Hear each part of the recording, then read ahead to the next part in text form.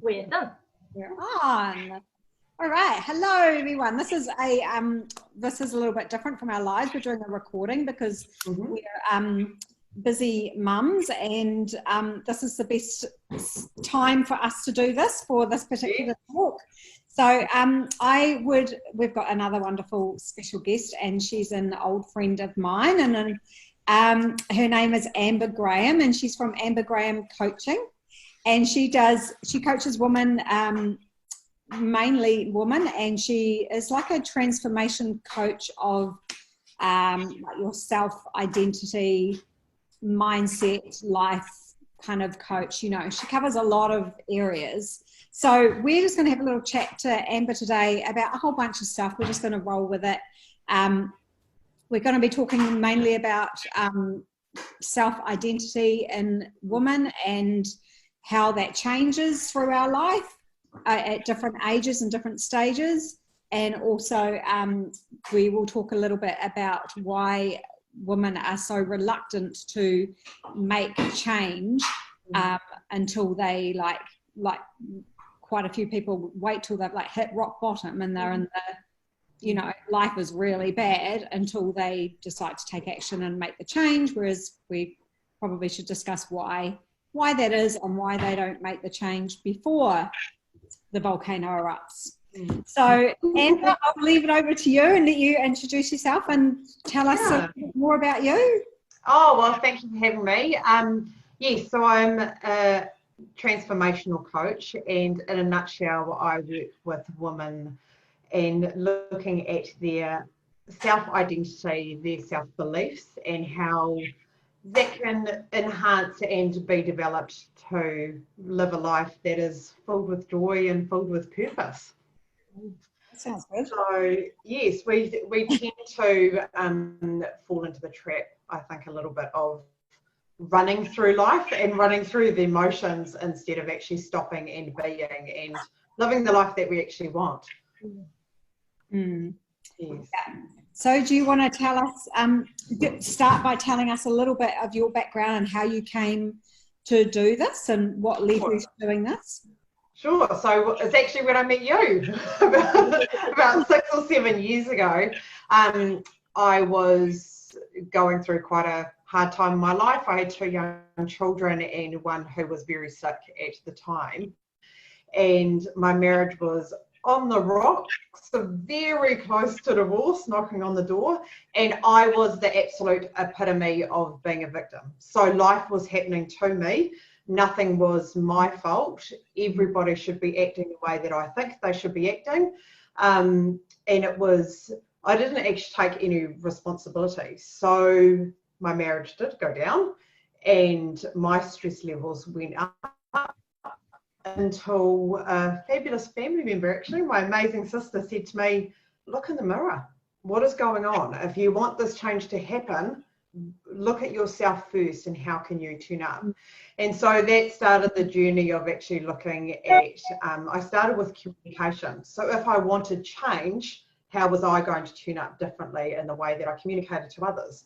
And married with communication, of course, is listening and actually being still and being present for your partner. So that actually re-enhanced my marriage and grew a love for learning down this road of identity and self-beliefs and how can I benefit myself and my marriage and my children. And it absolutely exponentially changed my life. And I thought, how can I help enhance other people's lives? And so trained as a certified transformational coach and continue learning. I don't think you ever actually really stop. And so that's a little bit of background about how I came to this stage of life. That's awesome. So you turned your marriage around not by expecting anything from him, just by changing the way that you communicated and the way that you listened and what you... Yes. Yeah. Yes, absolutely. So we tend to live in this state of silent expectations and that everybody actually should be able to read what is going on in our heads. And we tend to slide that with our friends and our colleagues, and we tend to just let that slide. But with our husbands, we tend to be quite tough. Like, I'm wanting you to ask me how my day is, and you're not, and so I'm really grumpy. So actually just allowing the expectations. Sorry, it is raining really hard where I am right now. Right. So allowing those expectations to just subside and actually being real. One of the key concepts of effective or assertive communication is actually coming from a place of I, and not being reactive, but being responsive. So engaging in conversations and saying how you feel, how a reaction of how response that you would like to have happen, and actually stopping, allowing the space for your partner to engage with you. Sorry, it's really hard to hear. Actually, a thunderstorm happening right now. You've just had it here. So I think another key point. Yeah, oh, that's good. Another key point was actually not reacting. We tend to react in so when there is, sorry, our internet's just gone. No, we're here. Oh, you're there now. Okay. Yep. So when we are engaging, especially, see, it's life. That's what happens. It rains and there's people. Absolutely. So when we're engaging, especially in our significant other relationships, they can trigger us, and something that they say can trigger, and we get stuck in that. We don't actually hear what they're really, really saying. And so I learned that it was crucial to come from a place of I and where I am coming from, and stop, create that space, hear what they have to say, and internally look at what the trigger was for me in that moment, and with that. Awesome. That's so good. So how why do you think, when we're one of the things that we're going to talk about today is change, so why do you think it takes, we're going to say women, because this is what we're talking about, women, and we deal with women. So why does it take women to hit rock bottom before they make a change, do you think? Like, why do we wait until the crap really hits the fan before we decide to make the changes? Yeah, I think some women tend to, I mean, I can only speak from myself, to run being a wife and being a professional colleague and whatever that looks like, and you tend to run on adrenaline and run on steam for as long as you can, and then it eventually stops.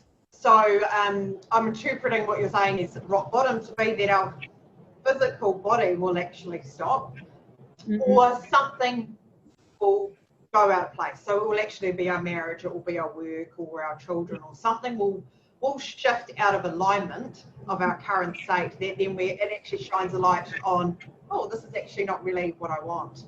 And so it's not so much the rock unshift of what's happening. A misshift, sorry. Yeah. So how do you think that works with well, we might as well move on to the self-identity then. So how do you think this all kind of like works together? So I think when a light is shone in an area that is significant for you to change, I think it's beneficial to stop the world and think about the why for you. So why do I want change? And I appreciate that you would know this in the fitness industry. It's not the external elements that are important. I don't want to be the size 8 so I have a lot more focus in my life, or a lot more friendships, or whatever that is. Yeah. Actually focusing inwardly and saying, what do I want to change? What is my why?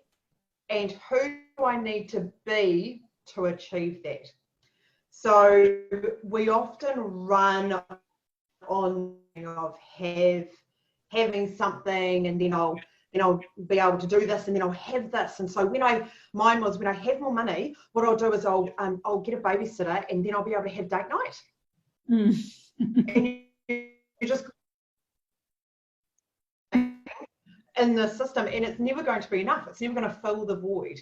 So what is it about dating trying to fill? I want that reconnection with my husband. I want just to reconnect with him. And so unpacking what does and who do I need to be? Who do I need to show up so I'm having that connection with my husband without any external elements coming?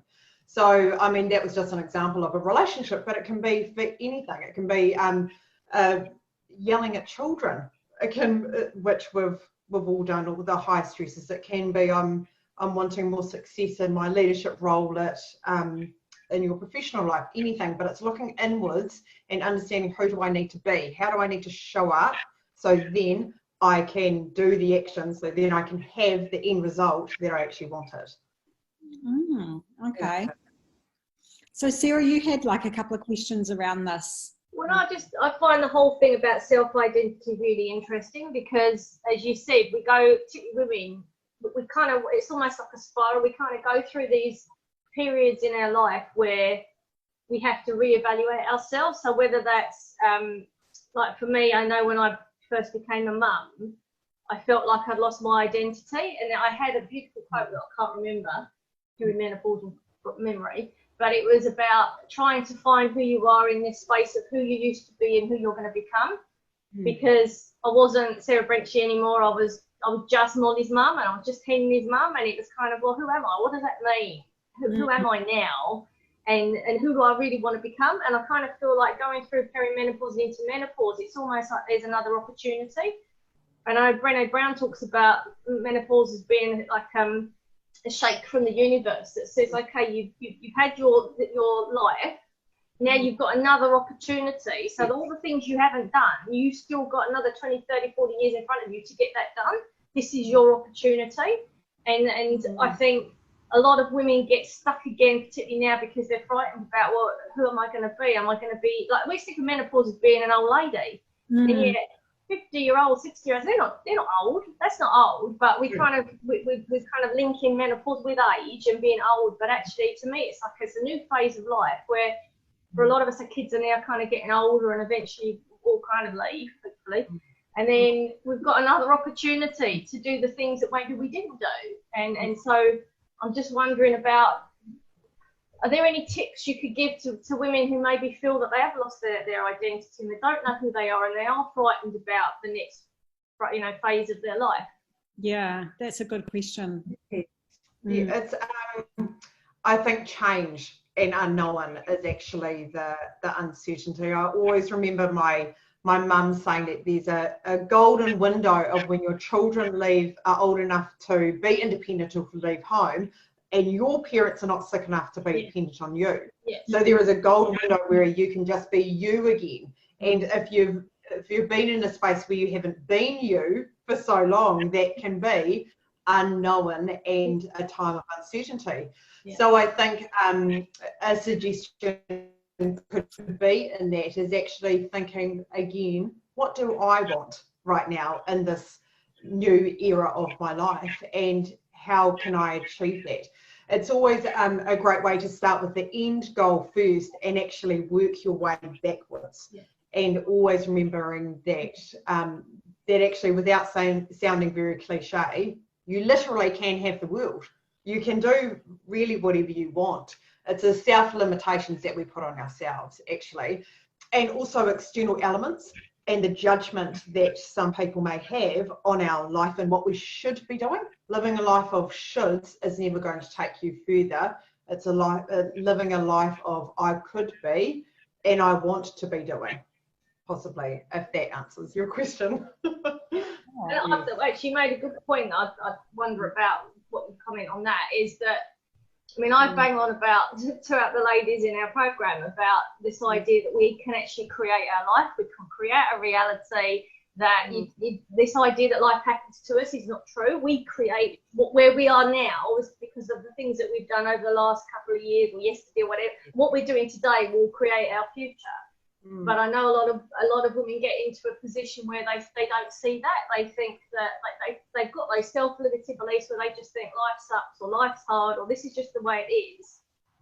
What would you say to those women about the fact that they can create an amazing life if they actually really believe that they can? Yes, absolutely.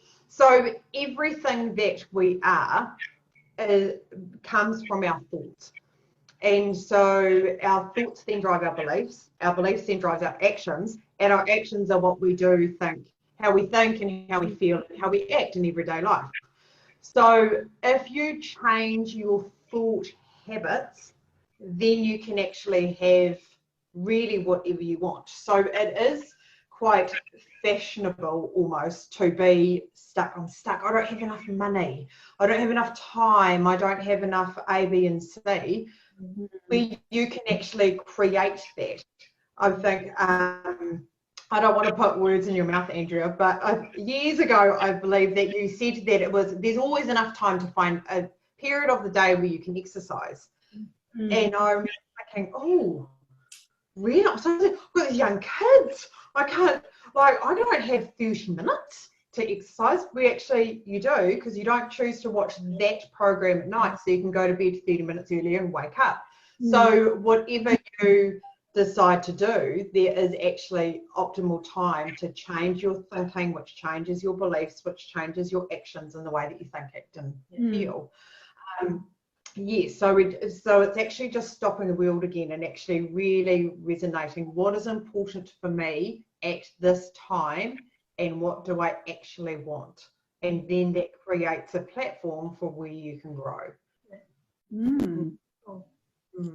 What about women who, I don't know if you can touch on this, Amber, but like, what about women who are really, what would you say to women who are like really scared of this time, like going into menopause? Like we touched before about feeling old, and menopause feels like an old lady's thing. You know, they're scared of losing the looks, the wrinkles are coming, all the crap is coming, and they're scared of getting old, and really, really scared of this time, and they just feel miserable. How do you think you could change that around for those women who are terrified of getting old? The most significant thing is why. So why are you scared? What is it about now that I need to redye my hair every 4 weeks instead of 8? What is it that you're actually really scared about? And I have worked with women on this, and when you actually unpack the layers and the onions, it's people's perceptions. It's people's judgments. If I walk around in a matching tracksuit with grey curly hair, people might judge me, so I can't do that. I can't grow old naturally. Where again evolves into what do you actually want, and when you address that and address the feelings of actually, why am I really feeling nervous coming into this new stage of my life? Why am I feeling apprehensive that I'm aging? What actually is it? And then you can unpack that, because look, there's a lot of topical things that you can do, but it's the age-old saying that actually beauty really does come within, and anybody externally, I mean, you can see it over every media site on the planet. And look, 25 and they're at a chronological age of 90. Like it can look like that, but it's actually coming within. You're never going to fill that hole unless you come back to what is your why and what is the reasonings that actually internally make you happy. Yeah. So internally make you live with purpose and live with joy. So how, when you say you peel back the layers and then you unpack it, so what do you mean by unpack it? Like, how would someone, if they weren't coming to a coach or weren't getting any help, how would they unpack it on their own? So just give me an example of like a woman coming to you saying that they're scared of aging, and do I have this correct? That they're scared of aging and they're... We actually have never had we've never actually had someone say that, have we, Sarah? No, I think most of the time it's a fear of, well, I've had women that I've spoken to have said they're frightened of becoming like their parents. So they see their parents right, who are getting sicker, who have health conditions, who are becoming more frail, but they might be relatively young, and they're scared that they see their parents and they see themselves, and that frightens them. Yes. More than saying out, I'm scared of being old, but it's more I'm scared of becoming like my parents. Right. Okay. So if you use that as an example, so I'm scared of becoming my parents. So really, what does that look like? So a parent's, how do they think? How do they look? And really, really unpacking that and becoming that as your first layer. So what is it about my parents that I do not actually want to become? Yeah. And so it could be that they have obesity issues, let's just call it out there, and that their health is deteriorating in their 50s because of obesity issues. So you're foreseeing that, and the topical issue is, I don't want to be overweight because I don't want the health issues. So who do I need to become right now to make sure that in the future, in 10 or 20 years' time, I don't have those obesity issues and I'm living a healthy lifestyle? So that's not going on a treadmill. We hear all the time of, and also Jim Fortin also uses multiple examples of famous, his name's got out of my head now, famous fighter with Mike Tyson, who had the identity and the belief that he was poor. He was a multi-millionaire, and then became bankrupt and broke again because he had the belief that he was poor. If you have the belief and the actions in your life that are going to lead you to that obesity state of your parents, then that's what you'll become. You are your habits, you are your beliefs. There is nothing in this world that can actually really stop you. Yes, there are circumstances in your life that make roads a lot more easily travelled than other people, but it doesn't say that you can get to the same destination. This one might take a little bit longer than this one. So I think in terms of answering your question, really unpacking that and looking at the who do I need to be? What do I need to think? How do I need to then act so I don't have this end result? Well, that might also be looking at different role models, because I know when we think of the elderly, we think of people that are frail, that are weak, that are in pain, that, you know, their thinking isn't as clear, but actually there are some amazing 90-year-old and 100-year-old people who are better than a lot of 30-year-olds, but we don't see that. When we think of age, we have a specific picture in our head, so maybe we need to change that image and change the way we see getting old, so that we've got a different kind of vision or role model. Yeah, absolutely. And there is this perception that getting older is one foot in the grave, so to speak. This is your life. This is the one chance that you get. So really just live it. It's a chronological age that you have. It doesn't actually really determine that you're unable to do A, B, or C. So again, it really does come down to what do you want? What are your beliefs, and what do you need to do in your life to have that? Yeah. There's about 40 years after menopause for a lot of women as well. So that's 40 years where you could be doing all sorts of fun stuff. Totally. It's a huge part of your life. Totally. Yeah. Absolutely. Yeah. Hopefully you can still do them, like those old people and who I don't know about any of these ways, but I know in Devonport and Takapuna Beach, for example, like those two places, just the places I know, like the old people. Like my sister used to work in a retirement village, and they go out every single day, every year, and they swim up and down the beach. Like winter, summer, and they're out there and they're just doing lengths up and down the beach.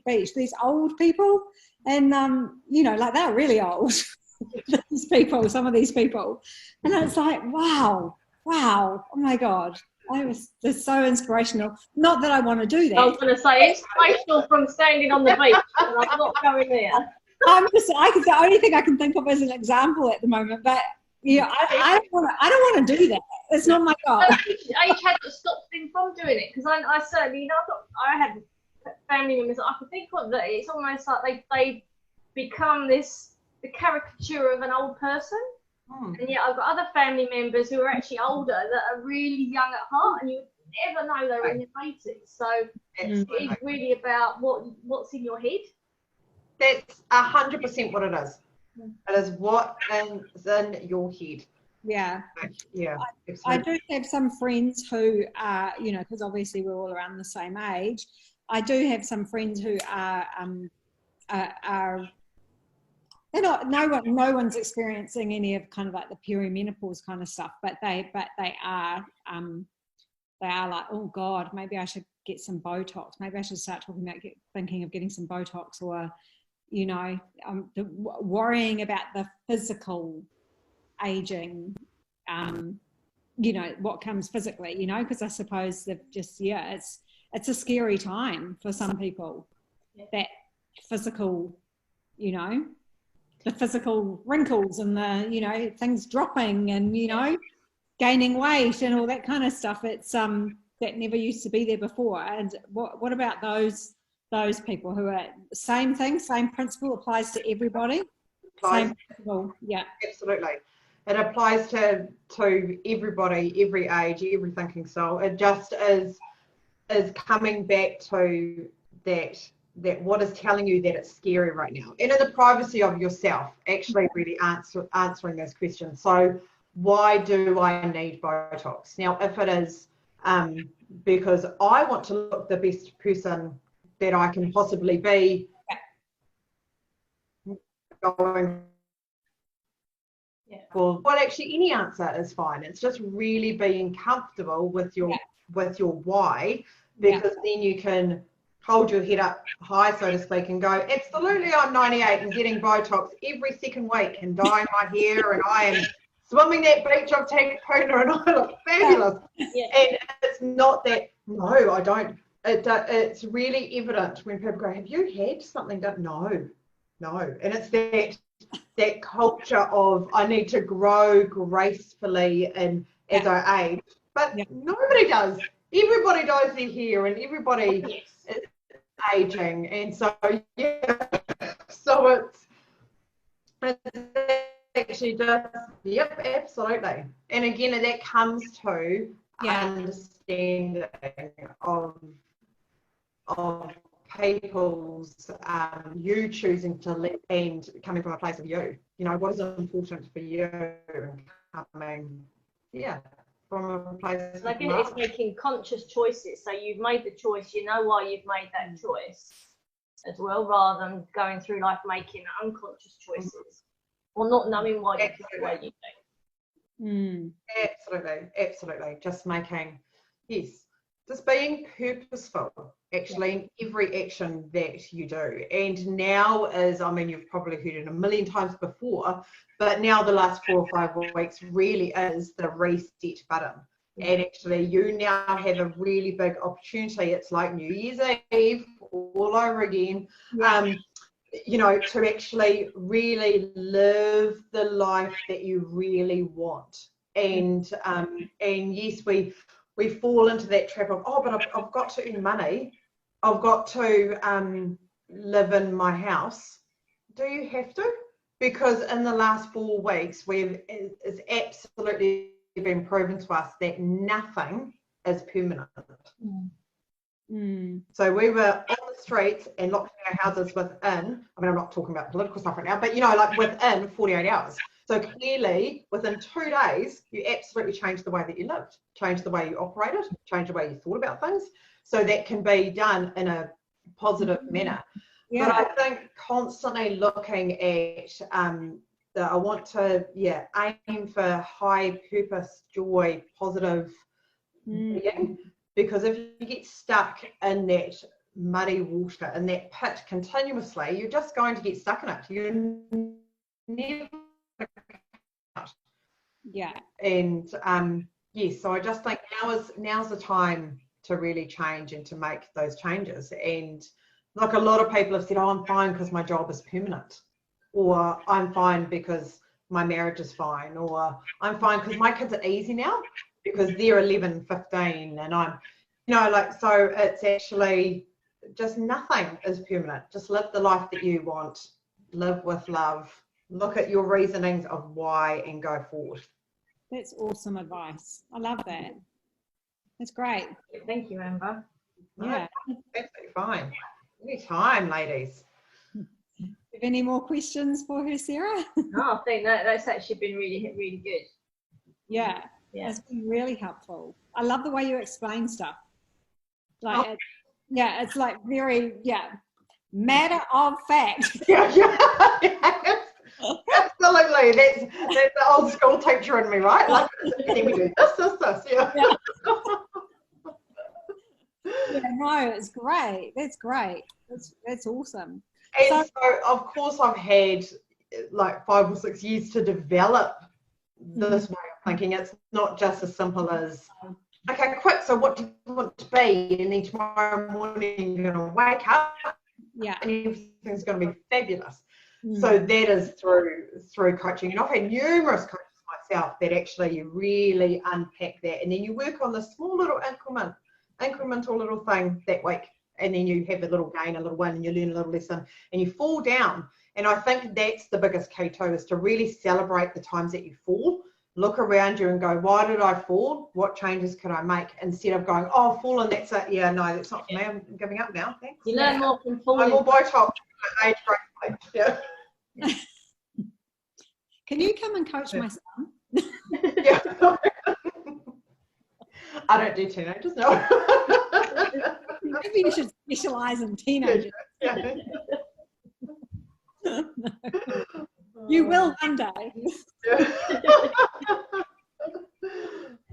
Yeah, that whole falling down thing and getting learning the lesson and getting back up and carrying on is crucial. Huge part of resilience, isn't it? That's where most of our growth comes from.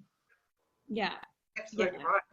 And you're right, Amber, like it doesn't, like you can't just, how you just touched base before on saying that it's taken you 5 years to get to here. You can't just journal once or do it once a week or do something, exercise once a month, and think that you're going to get results, because it doesn't work that way. It takes practice, isn't it? Practice.